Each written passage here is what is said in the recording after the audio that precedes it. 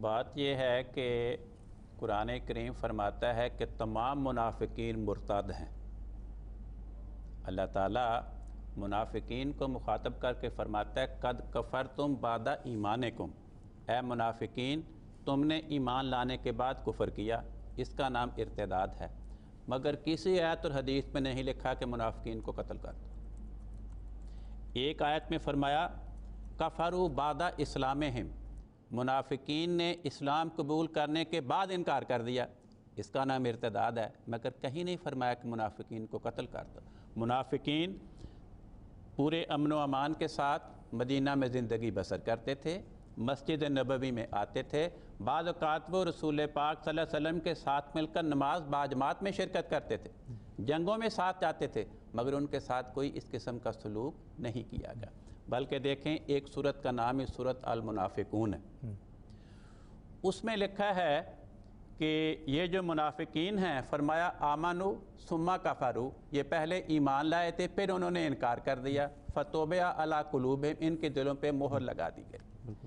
چند جملے آگے بیان کر کے اللہ تعالیٰ فرماتا ہے وَإِذَا قِيلَ لَهُمْ، جب ان منافقین کو جو مرتدین ہیں کہا جاتا ہے تعالو کہ بھائی آؤ، یستغفر لکم رسول اللہ، اللہ کا رسول تمہارے لیے خدا کی بارگاہ میں معافی مانگے، تمہارے لیے استغفار کرے، ان کا رویہ کیا ہوتا ہے لووا رؤوسہم، وہ صحابہ کی توبہ کی دعوت سن کر اپنا سر پھیرتے ہیں، ورأیتہم یصدون، اور فرمایا اے نبی تو دیکھتا ہے کہ وہ منہ موڑتے ہیں، وہ مستکبرون، عاجزی کے ساتھ نہیں، شرمندگی کے ساتھ نہیں، تکبر کا رویہ اختیار کرتے ہوئے۔ اس جملے پہ غور فرمائیں۔ یہ جملہ بتا رہا ہے کہ وہ منافقین جو مرتدین تھے، رسول پاک صلی اللہ علیہ وسلم کو ان کا علم تھا، صحابہ کو ان کا علم تھا، صحابہ انہیں تبلیغ کرنے جاتے تھے کہ بھائی ارتداد چھوڑو، آؤ دوبارہ معافی مانگو، خدا کا رسول تمہارے لیے معافی مانگے گا، استغفار کرے گا، خدا تعالیٰ تم پہ شفقت فرمائے گا۔ لیکن ان کا رویہ کیا ہوتا تھا؟ وہ آگے سے اکڑتے تھے، تکبر کا اظہار کرتے تھے۔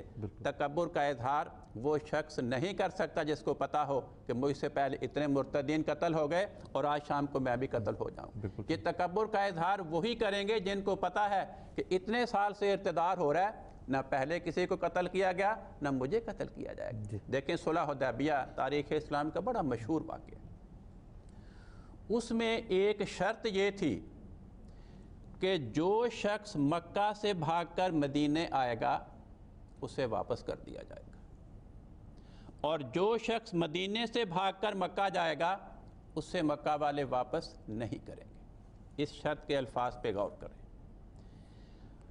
اہل مدینہ کون تھے؟ مسلمان۔ تو اہل مدینہ میں سے کون بھاگ کر مکے جائے گا؟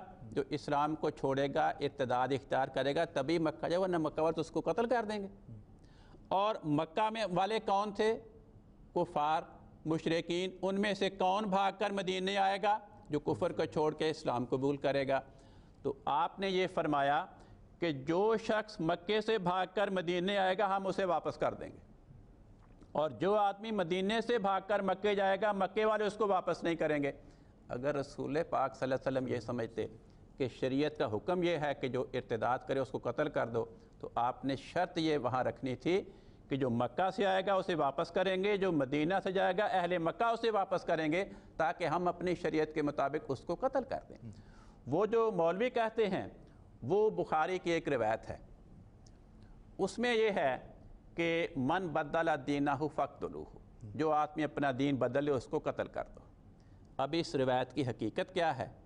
اس روایت کا جو راوی ہے وہ اکرمہ ہے جو خارجی تھا، اور وہ حضرت علی کا دشمن تھا۔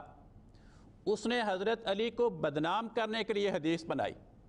حدیث کا پورا مضمون یہ ہے کہ کچھ لوگ تھے جنہوں نے ارتداد کیا، حضرت علی نے ان کو آگ میں جلا دیا،